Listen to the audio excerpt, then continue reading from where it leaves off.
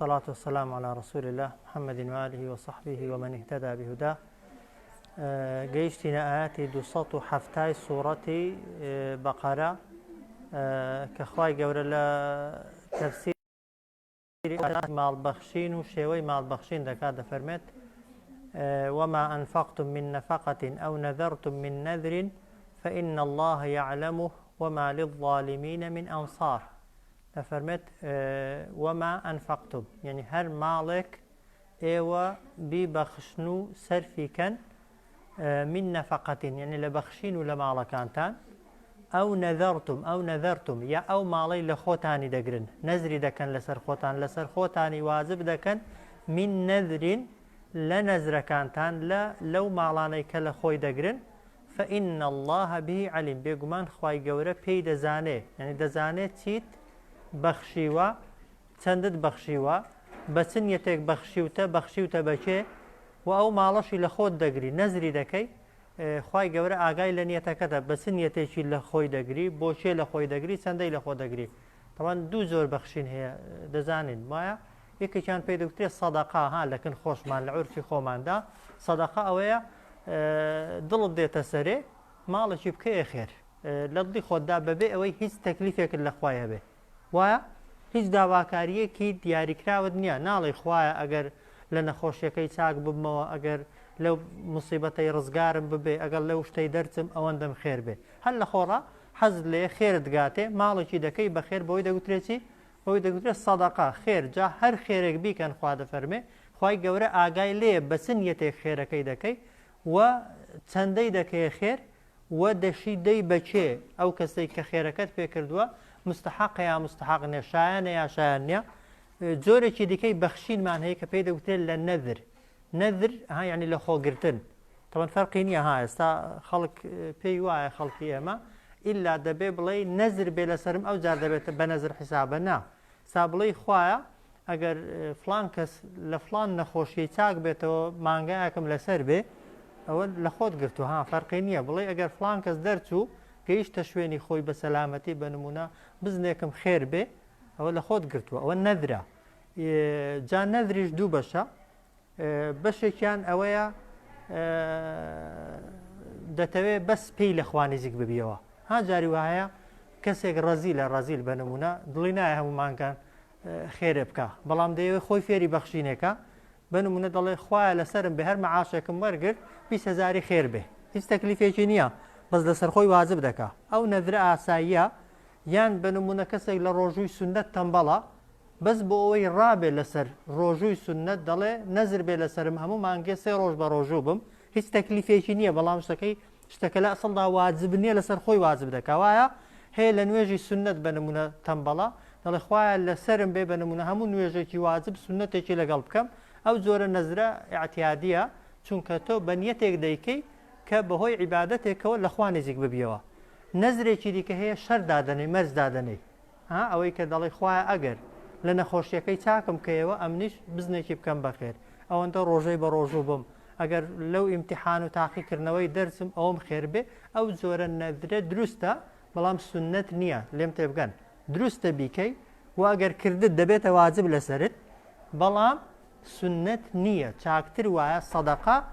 بیکەی نەیبەستیەوە بە هیچ سەدەقەی بکە بۆ خۆی خوای گەورە نەخۆشت لەسەر لا دەبا مصیبەتت لەسەر لا دەبا کارت لەسەر ئاسان دەکا گوناهت ڕژ دەکاتەوە خراپەکانت لە خۆی نزیک دەکاتەوە و ئەو داواکاریەشی لە دڵیتدایە لەوانەیە بەهۆی سەدەقەکەیەوە بۆ جێبەجێکە بەڵام مەرزدانەی لەسەر خوای ئەو مەرزدانانە شتێکی پەسند نییە پێغەمبەر صلی الله علیه وسلم هەرچەندە بەجائیزی داناوە دروستە بۆیە ئەگەر نەزرت کرد تەوان واجبە جێبەجێیکەی یا جێبەجێی نەکەی واجبە لەسەر جێبەجێیکەی شتەکە لە ئەسڵدا واجب نییە تۆ لەسەر خۆتی واجب دەکەی بە هیچ شێوەیەکی بۆ دنیا دەستکاریشیکەی ها ئەوە یەک نەذر دەستکاری ناکرێت بە نمونە ئەگەر مریشکێکرد کرد بێ بە نەذر بۆ دنیا بیکەیە مانگا چەندیان فەرقە چەند چاکترە مانگا زۆر چاکترە خۆ مریشکێک بەشی یەک ماڵی دەکا یەک کەسی دەکەوە مانگایەک بە بەشی 100 کەسی دەکا بەڵام بۆ دنیا بە چاکتر و بە خراپتریش بگۆڕی ئەوە یەک دوو لەسەر نەذر خەبەن هەر بیزانن ئەو ماڵی دەیکەیە نەذر بۆ خۆت نابێ بە هیچ شێوەیەکی پوشکەیەکی لێ بخۆی مانگایەکی دەکەی بە نەذر پێستەکەشی ئەگەر پێویستت پێی بێ بۆ دنێ بەکاری بێنی لێ بیفرۆشی بیکەی بەخێر جەرگ و دڵ و نازانم بۆیە نەیکەی باشترە ئەوە یەک دوو لە نەذرداوەکو قوربانی نییە چێت حەز لێ بوو بیدەیە بیکەیە هەدیە و دیاری و بە جیراناندا بڕۆی لە نەزریدا دەبێ بگەڕێی چێ فەقیرە بیدەی بە کەسی فەقیر مستحق کە لە وڵاتی ئێمە کابرا نەذری دەکات داوەتی پێ دەکات خزم و کەس و پیاوەتی پێ دەکات یعنی دەیکا بە نەزر و کە ئەوە طبعا ئەوە نەذر نییە بۆیە طبعا ئەوە کە وردیاتەکە نییە بەڵام خۆی گەورە باسی هەردوو جۆر ماڵبەخشینەکەمان بۆ دەکات ماڵبەخشینێک کە بەبێ ئەوەی بیبەستیەوە بە هیچ دەیبەخشی وما ئەنفەقتم من نەفەقەتین هاخوا دەفەرمێ هەر ماڵێک ئێوە بیبەخشن لە ماڵەکانتان و لە بەخشینەکانتان ئەو نەذەرتم من نەذرین یا هەر شتێک لە خۆی بگرن هەر شتێک لە خۆی بگرن لە خۆگرتن و نەذرەکانتان فإن الله يعلمه بێگومان خوای گەورە پێی دەزانێ خوای گەورە ئاگادارە دەزانێت بە چ نیەتێک بەخشی و تا ئاگای لە دڵتا لە دەرسی ڕابردوش باسمان کرد دەڵێن پاداش بەپێی نیەتەکەی زۆرتر وایە بە نیەتەکەی دەبێتە یەک بە 10 و یەک بە 100 و یەک بە 700 و جاری واش هەیە 700ەکە چەند ئەوەندە لێ دێتەوە اینجا ئاخر لە قسەی ئاەتەکە دەفەرمێ وەما للظالمین من ئەنصار نییە بۆ ئەو کەسانەی کەستەمکارن هیچ پشتیوانێک هیچ یارمەتی دەرێک هیچ سەرخەرێک لەکوێ طبعا لە دنیاش و لە قیامەتش لە دنیایە سەرخەری معنەویان نییە کە خوایە و لە قیامەتش لە کاتی تنگانە و ناڕەحەتی و ناخۆشیدا شتێک کە فریاد دەکەوێ عەمەل و کردەوەکانی خۆتن کە یەکێک لە عەمەلەکان لە کردەوەکان کە لە قیامەتێ بەکەڵکرد دێن نەفەقەیە بەخشینە و نەذرە کە بە چاکی کردبێتت بۆیە زۆرێک لە عولەما تەفسیری ئاەتەکەی دەکەن دەڵێن ستەمکار لێرە مەبەست کەسێکە ڕەزیل بێ ڕەزیل بێت دڵی نێ ماڵ ببەخشێت دڵی نێ بە نەذریاوەکی دیکە ماڵەکەی خۆی ببەخشێ بۆیە چونکە دەڵێن لەگەڵ ماڵبەخشینێدا خوای گەورە باسی زوڵمی کردووە زاڵم لێرە مەبەستەوە نیە خەڵک کوژ بێ پیاو کوژ بێ وەما للظالمین نییە بۆ ستەمکاران دەفەرمون عند بۆ ئەوانەی کە ماڵیان نابەخشن و سەدەقە و چاکە ناکەن لە قیامەتە هیچ یارمەتی دەر و پشتیوانێک وازە حوانیە چونکە حەدیثمان هەیە ئەسەدەقەت و ضیاء سەدەقە بۆ قیامەتی ڕووناکیە نورە دنیای تاریکت بۆ ڕوون دەکاتەوە پاشان چۆن بیبەخشین باشە ئین تبدو الصەدەقاتی شێوەی بەخشینەکەی چۆن بێ باشە ئین تبدو ئەگەر بیشارنەوە ئەسەدەقات خێرەکانتان عفو ئین تبدو نابعەکسەوە ئەگەر دەریخەن ئەگەر ئاشکرایکەن ئەگەر بە ئاشکرایی بیکەن ئەسەدەقات خێرەکانتان و ماڵبەخشینەکانتان فەنیعیمماهی ئەو کارێکی زۆر باش زۆر چاکە بۆ باشە بۆی خەڵک ساور لەکە حانفەرین چونکە جا ئەوە نیەتەکە جیاوازە بەڵام بە شێوەی گشتی ئەگەر نیەتت بۆ خوای بێ ماڵێک دەبەخشی جاری وهەیە بەهۆی تۆوە دەیان کەسی دیکە دەبەخشن ئەوە خێری خۆشت دەگاتێ خێری ئەو کەسانەشت دەگاتێت کە بەهۆی تۆوە دەبەخشن وایە جاری وهەیە فەقیرەکە کەس نایناسێ وایە بەهۆی بەخشینێکی ئاشکرای تۆوە کەسە فەقیرەکە دەناسرێت دوای تۆ سەدان کەسی دیکە خێری پێدەکات و لە فەقیری ڕزگاری دەبێت ئەتۆ بوویەتە هۆکاری ڕزگارتنی کەسەکەی ئەوە یەک بۆیە ماڵ گرنگەوەی بیبەخشی بە ئاشکرا دەیبەخشی یا بەنهێنی دەیبەخشی گرنگەوەی ئاگاد لە نیەتت بێت ئاگاد لە دڵت بێت چونکە پێشتر باسمان کردووە طبعا ئەگەر ئیبتیغاء مەرضاتی الله بێ بۆ ئەوەی بێ خوا لێت ڕازی بێ و هەروەها مەبەستت ئەوە بێت دڵت دامەزراوکەی لەسەر ئیمان و ماڵبەخشین ئەو ماڵە بەکەڵک دێ جا ئەگەر نیەتەکەت یەکلا کردەوە دوای یەکلابوونەوەی نیەتەکەی ئین تبدو الصەدەقات ئەگەر ئاشکرایکەن ماڵ و خێرەکانتان جا هەرچی چاکە هەیە مەرزی هەر ماڵبەخشینیش بێ فەنیعیمماهی ئەو چاکانەی کە بە ئاشکرایی دەیکەن کارێکی باشە و زۆر چاکە وئین توخفوها ئەی ئەگەر بەنهێنی بیکەن و بەدزیەوە بیگێنن بە کەسی خۆی وەکو حەدیثەکەی دەفەرمێ دەستی ڕاستت بیبەخشێ چەپەی نەزانێ کە ئەوە دەفەرمێت وئین توخفوها ئەگەر بیشارنەوە و تؤتوها و بیگێنن ماڵەکەتان بە الفقراء بە هەژاران فهو خەیڕ لەکم ئەوە چاکترە بۆتان لە ئاشکراکردنەکەی کەواتە ئێستا فێربووین کە گرنگەوەی نیەتت بۆ خوای بێ بە ئاشکرا خێری بکەی هەر چاکە وایە بە نهێنیش بیکەی هەر چاکە بەس کامیان چاکترە نهێنیەکە ئەوە یەک دوو هەندێک لە عولەما دەفەرمون یاسا ئاوایە واجبات ئەوەی کە واجبە بە ئاشکرا بکەی هەمیشە چاکترە خێرترە نوێژی فەرز بە ئاشکرا بکەی باشترە بۆیە ئاگە دیقەتان دابێتێ بۆوانەی دەستنە مزگەوتێ سنەتە بەس فەرزەکەی لە مزگەوتێ بکەن پیاوان سنەتەکەی لە ماڵێ بکەن چونکە سڕە بینی خۆت و خوایە کەس پێی نازانێ سەدەقە زەکات بە ئاشکرا بدەی باشە بۆی خەڵک پێت نەڵێ زەکاتی نادا و ڕەزی لەو چروکە وایە هەر کۆی دەکاتەوە بەڵام کە خێرت کرد جگە لە زەکاتی بەنهێنی بیکەی چاترە وایە ڕەمەزان بە ئاشکرا بە ڕۆژووی باشە بە ڕۆژووی سنت کەس پێت نەزانێ باشە هەموو کارە چاکەکانی دیکە عولەما دەفەرمونون ئاشکراکردنی دروستە بەڵام شاردنەوەی خێرترە ئەو بۆ سەدەقە یان دەفەرمونون واجباتەکانت بە ئاشکرا بکە سنەتەکانت بشارەوە لە پێشچاوی خەڵکی خێرت زۆر دەگاتی جا ئاەتەکە دەفەرمێت وازحە ئین تبدو الصەدەقاتی فەنیعما هی ئەگەر ئاشکرایکەن ئەو ماڵبەخشین و چاکە و خێرانەی کە دەیکەن ئەو زۆر کارێکی باش وئین تخفوها ئەگەر بیشارنەوە و وتؤتوها الفقراء بیگێنن بە خەڵکی فەقیر و هەژار فهو خەیر لەکم بێگومان ئەوە زۆر چاکتر و باشترە بۆ ئێوە جا چیتیان بۆ دەکا خوا ئەگەر واتان کرد ويكفر عنكم من سيئاتكم ڕەش دەکاتەوە خوای گەورە بەهۆی ماڵبەخشینەوە لەسەرتان من سيئاتكم بەشێک لە گوناهەکانتان ناڵێ هەموو گوناهەکانتان تەبان ئەگەر بەخشینەکەت چەند بێ بە ئەندازەی بەخشینەکانت خوای گەورە تاوانەکانیشت لەسەر دەسرێتەوە اینجا سەیئات لە قورئانێدا بە گوناهی بچووک دەگوترێ ها ناکرێ ئینسان بچێ کەبائیر بکە گوناهی گەورە بکە بشێ بە پارە و بە کۆمەڵێک ماڵبەخشین گوناها گەورەکەی لەسەر خۆی بسرێتەوە بەس گوناهی گچکە ئەوەی کە ئاگار لێنین لا ئێرادی ئینسان تووشیان دەبێ ئەو زۆرە کەم تەرخەمیانەی لە واجبات و لە ئەرکەکاندا دەیکەین یا هێندێک گوناه کە تووشی دەبێ و خۆت پێ لێ ناپارێزرێ بە سەدەقە و خێرەکان ئینسان دەکرێت گوناهەکانی سفر کاتەوە ويكفر ڕەش دەکاتەوە لەسەرتان من سيئاتكم گوناهەکانتان ئەو جارخوا دەفەرمێ والله بما تعملون خبير خوای گەورە بە هەر کار و کردەوەیە کە ئێوە دەیکەن زۆر شارەزایە زۆر ئاگادارە ئاگاداری وردیاتی بەخشینەکەتە بە چەندیەتێک دەیبەخشی چەندی دەبەخشی دەیبەخشی بەچێ بە کەڵک دێ ئەوەی دەیبەخشی یا بە کەڵک نایە حەڵاڵە یا حرامە خوای گەورە بەپێی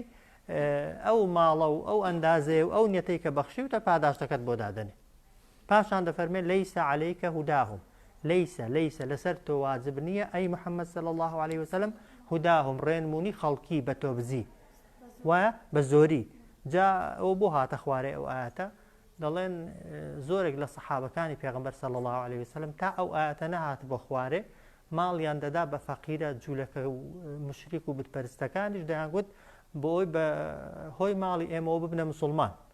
بەڵام دواتر کە لە ناو مسلمانانیشدا خەڵکی فەقیر زۆر بوو یعنی هەم مسلمان بوو هەمیش فەقیر بوو خوای گەورە ئەو ئاەتەی ناردە خوارێ یعنی بەنیەتی ئەوەی کە کەسەکە ببێتە مسلمان ماڵی مەدەنێ تا فەقیرێک هەبێت مسلمانە و ملتەزیمە و پابەندە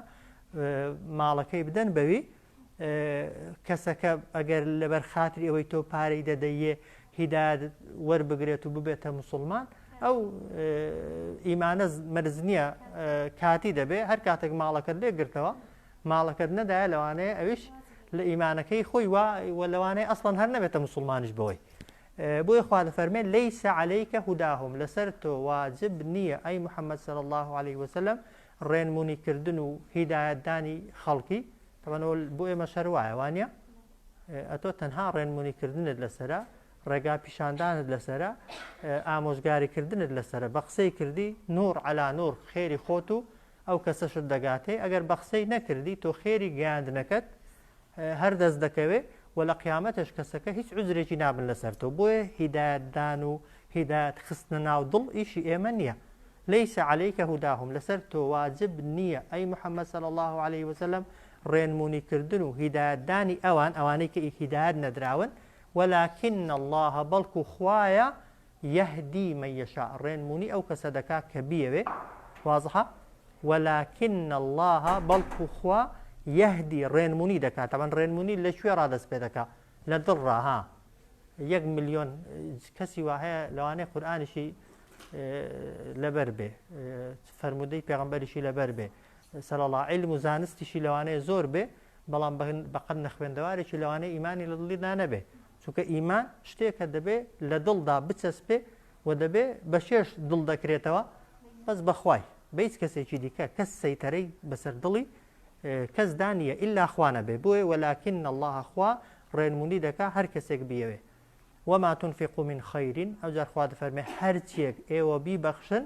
بەڵام من خەیر بەمەرجێک ئەوەی دەیبەخشی چاک بێ ها وما تنفقوا من خير هەر ماڵێک دەیبەخشن لە چاکە چاکە چیە ها ئەوەی گوتمان بە کەسابەت بەدەستت هێناوە لە زەوی هێناوەتە دەرێ و حەڵاڵە و پاک ڕەن ئەو ماڵە بۆ تێ بیبەخش وما تنفقوا من خير هەر ماڵێک هەر شتێک بیبەخشن لە چاکە يوفى عفو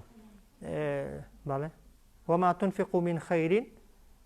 فلأنفسكم هەر ماڵێک بیبەخشن لە چاکە بۆ قازانجی خۆتانە بۆ سوودی خۆتانە ئەوە یاسای یەک وایە کەواتە منەت بەسەر خوای دامەکە بەسەر ئەو کەسەشی دامەکە کە ماڵەکەت پێبەخشیوە ماڵەکەی کە دەبەخشی بۆ ئەوی دەیبەخشی بۆ خۆت لە ئاگر ڕزگارت بێ بۆ ئەوەتە گوناهت لەسەر ڕەش ببنەوە بۆ ئەوەتە لاشت ببێتە نور بۆ ئەوەتە پێی بچێ بەهشتێ بۆ ئەوەتە خوای گەورە بۆ بکا بە 100 و بە 700 وایە بۆ یەک کە ماڵت بەخشی دەبێ پێت وابێ بۆ شێت بەخشیوە چاکەت لەگەڵ خۆت کردو چۆن نانی دەخۆی منەتی بەسەر کەسدا دەکەی نا نوێژی دەکەی منەتی بەسەر کەسدا دەکەی نا ڕۆژووی دەگری منەتی بەسەر کەسدا دەکەی سەدەقەش عینەن شتە وما تنفقوا من خير بیزانن فلأنفسكم هەر ماڵێک هەر شتێک بیبەخشن لە چاکە بۆ قازانجی خۆتانە وما تنفقون إلا ابتغاء الله دیسان دووبارەی دەکاتەوە دەفەرمێن مەبەخشن ماڵ و سەروەت و سامانەکانتان تەنها بۆ ئەوە نەبێ کە ڕەزامەندی خوا بەدەست بێنن وما تنفقوا إلا ابتغاء وجه الله هیچ ماڵێک مەبەخشن تەنها بۆ ئەوە نەبێ کە ڕەزامەندی خوای گەورە و خوا ڕازی بوون بۆ خۆتان مسۆگەرکەن نێتی دڵتان پابەست بۆ خوا بێ ئەوە یاسای دووەم یاسای سێهەم وما تنفقوا من خير يوفى إليكم هەر ماڵێک هەر شتێک دەیبەخشن بەمەرجێک چاک بێ چونکە ها گوتمان دەرسی ڕابردوشتی بێ کەڵک و خراپ و حرام بە کەڵکی خێرکردنێ نایە وما تنفقوا من خير ئەوەی دەیبەخشن لە چاکە يوفى إليكم خوای گەورە پاداشتان دەداتەوە و پێتان دەگەێنێتەوە لە قیامەتێ بە دە ئەوەندە و 100 ئەوەندە و 700 ئەوەندە وأنتم لا تظلمون ئێوە هیچ ستەمێکتان لێ ناکرێ ماڵێکت بەخشی بێت و خوای گەورە بۆی نەنووسیبی یا بۆ حساب نەکردی واضحە ليس عليك هداهم لەسەر تۆ واجب نییە ئەی محەممەد صلی الله عليه وسلم ڕێنمونی کردنی ئەوان بە زۆری ولكن الله يهدي من يشاء خوای گەورەیە کە ڕێنمونی ئەو کەسانە دەکا کە خۆی بیەوێ وما تنفقوا سێ یاسامان هەنە بۆ ماڵ بەخشین وما تنفقوا من خير فلأنفسكم هەر ماڵێک دەیبەخشن قازانج و سوودەکەی بۆ خۆتانە بۆ دنیا بۆ قیامەتیشا وما تنفقوا من خير إلا ابتغاء وجه الله هیچ ماڵێک مەبەخشن لێرە مایەکە زیایە نەفیە یعنی هیچ ماڵێک مەبەخشە تەنها بۆ ئەوە نەبێت کە ڕەزامەندی خوا بەدەستبێنی ئەوە دوو یاسای سێم ئەوەیە بزانە وما تنفقوا من خير يوفى إليكم هەر ماڵێک لە ماڵی چاک ببەخشی خوای گەورە پێت دەگەێنێتەوە و پاداشتی دەداتەوە لەسەری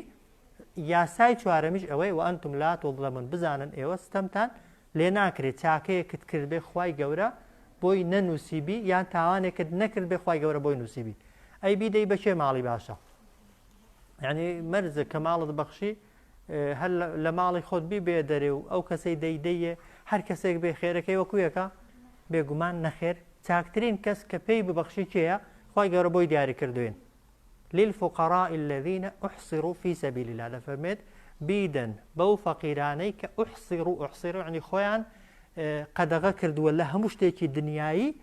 في سبيل الله لە پێناوی خوا جا کاتی خۆی مەبەستی لە ناو سەحاباندا ئەو سەحابانە بوو کە لەبەر جیهادکردن و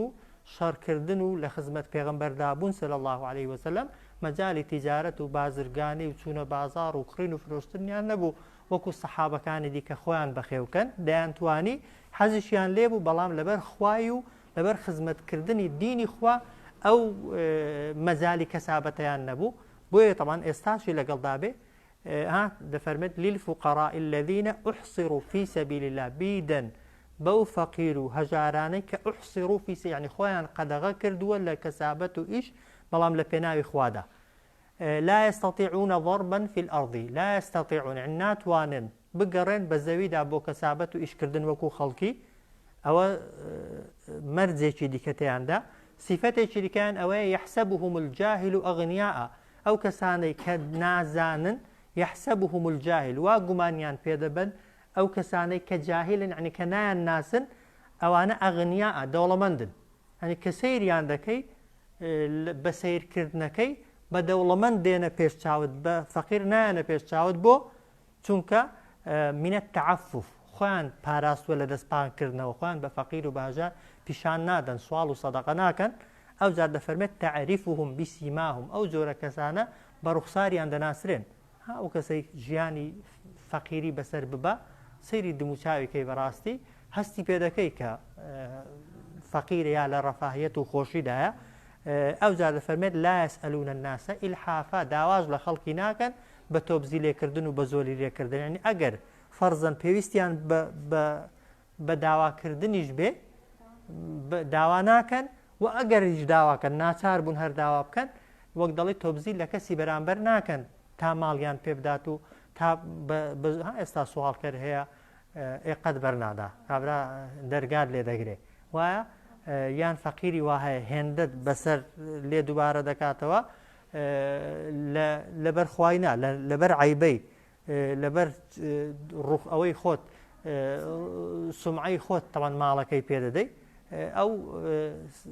ئیماندارانەی کە فەقیرن تەوان ئەوەی وا ناکات فەقیری دەستپان ناکاتەوە خێری پێ بکەی چاکترە بۆیە ئێستا ئەگەر تەفسیری ئاەتەکەی کەین یعنی هەمیشە ئینسان کە سەدەقەی دەکا بگەڕێ بە دوای خەڵکی فەقیردا چاکترە نەک ئەو کەسانێک کە بە فەقیر ناسراون ها بۆ معلوماتان لە گەڕەکێکیدا بە نمونەگەر ماڵێک بە فەقیر ناسرابێ جاری وایە دەوڵەمەندیش دەبێ خەڵک هەر خێری پێ دەکا کەسەکە فێری وەرگرتنێ بۆ خۆی ناڵێن نامەوێ خەڵکیش بە تەئکید ئەگەر پێی نەچێت و شایستە نەبێ و خەڵکێکیش هەیە بە نمونە لەبەرەوەی ڕووی داواکردنی نییە و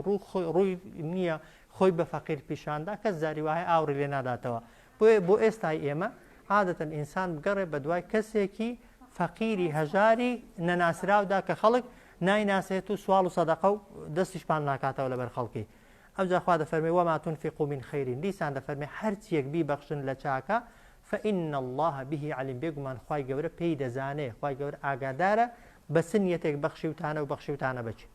سەیری ئاەتەکەی کەینەوە للفقراء الذين احصروا يعني ماڵەکانتان بدەن بەو هەژارانەی کە احصروا في سبيل الله کە خۆیان تایبەت کردووە خۆیان هێشتۆتەوە خۆیان یەکلای کردوتەوە لە پێناوی خوادا ها کەسێک ئێستا هەبێ خۆی یەکلا کردبێتەوە بۆ خزمەتی دین و ئاین بە هەر جۆرێک لە جۆرەکان بێت لەبەر خزمەتکردنی دین کەسابەتی پێ نەکرێ بێگومان هاوکاری بکرێت و خێری پێ بکرێت زۆر چاکترە بۆ چونکە چەند خزمەت بکە چەند لە کارە باشەکانێکدا دەبیە شەریکی ئەوجار دەفەرمێ لا یەستەطیعون ضربا في الأرض ئەو جۆرە کەسانەی کە ناتوانن وەکو خەڵکیدا بە زەویدا بگەڕێن لەبەر خزمەتکردنی دین نەک لەبەر تەمبەڵیان یحسەبهم الجاهل ئەغنیاء من التعفف ئەو کەسانەی ناسن وا دەزانن ئەو کەسە فەقیرانە دەوڵەمەندن لەبەرەوەی دەستیان پان ناکەنەوە و داوا ناکەن بۆیش هەمیشە ئەوانەی بە فەقیر داناندرێن و فەقیرن تەوان ئینسان خێریان پێ بکا باشە تعریفهم بسیماهم ئەو جۆرە کەسانە ئەگەر لیان ورد ببیەوە و تەماشایان کەی بە ڕوخساریانەوە دەیان ناسی لا یەسئەلونە الناس ئیلحافا و ئەو جۆرە کەسانە داوا لە خەڵکی ناکەن بە زۆری لێکردن و زۆر پێداگری وما تنفقوا من خير هەر ماڵێک بیبەخشن فإن الله به علیم بێگومان خوای گەورە پێی دەزانێت و دەزانێت بە سنیەتێک بەخشیوتانە آخر ئاەت دەفەرمێ الذين ينفقون أموالهم بالليل والنهار ئەوانەی کە ماڵەکانی خۆیان دەبەخشن بە شەوێ و بە ڕۆژێ شەو و ڕۆژ یعنی ئەگەر شەوێ پێویست بوو شەوێ دەیبەخشن ڕۆژێ پێویست بوو ڕۆژێ دەیبەخشن وایە یا هێندێک خێر هەیە لە شەوێدا بیکەی بۆی کەس نەیبینێ وایە چاکترە هێندێک خێر هەیە لە ڕۆژێدا بیکەی بۆی خەڵکی دیکە بتبینێت و چاوت لێکە سرا وعلانیە ئەوانەی ماڵیان دەبەخشن بەنهێنی و بە ئاشکرا یعنی هێندێک جار بەنهێنی و هێندێک جار بە ئاشکرا یان ئەگەر پێویست بوو بەنهێنی دەیبەخشن ئەگەر پێویست بوو مەسلحەتێکی تێدا بوو ئاشکرای دەکەن ئەوە فەلەهم ئەجڕهم بۆ هەیان ئامادە کراوە پاداشتی ماڵبەخشینەکەیان عیندە ڕەبیهم لەکەن پەروەردگاریان وایە پاداشتەکە چەندە لای کەمی 1 بە 700 لە بەخشینی لای کەمی 1 بە 700 ولا خوف عليهم و ئەو جۆرە کەسانە هیچ ترسێکیان لەسەر نییە لە کاتی ڕوحکێشاندا وابزانام لە شوێنی کەش باسمان کرد یعنی کە مەلایکەتی ڕوحکێشان دێتە لایەن پێشەوەی ڕوحیان دەرچێ مەلایکەتەکە پێی دەڵێ ئەللا تەخاف و مەترسە لە دوای مردن ولا هم يحزنون هیچ خەم و خەفەتێکیش بۆ ڕابردوو بۆ دنیا ناخۆن الذين ينفقون أموالهم بالليل والنهار ئەوانەی ماڵیان دەبەخشن بە شەو بە ڕۆژ سرا وعلانية بەنهێنی و بە ئاشکرا فلهم أجرهم عند ربهم بۆ ئەوان ئامادە کراوە پاداشتی ماڵبەخشینەکەیان لای پەروەردگاریان پاداشتەکە وە گوتم 1 بە 700 لای کەمی ولا خوف عليهم هیچ ترسێکیان لەسەر نییە بۆ دوای مردن و قبر و گۆڕ ولا هم يحزنون وە کە دەژمرن هیچ خەم و خەفەتێک لە دنیا ناخۆن لەو شتانەی بەجیان هێشت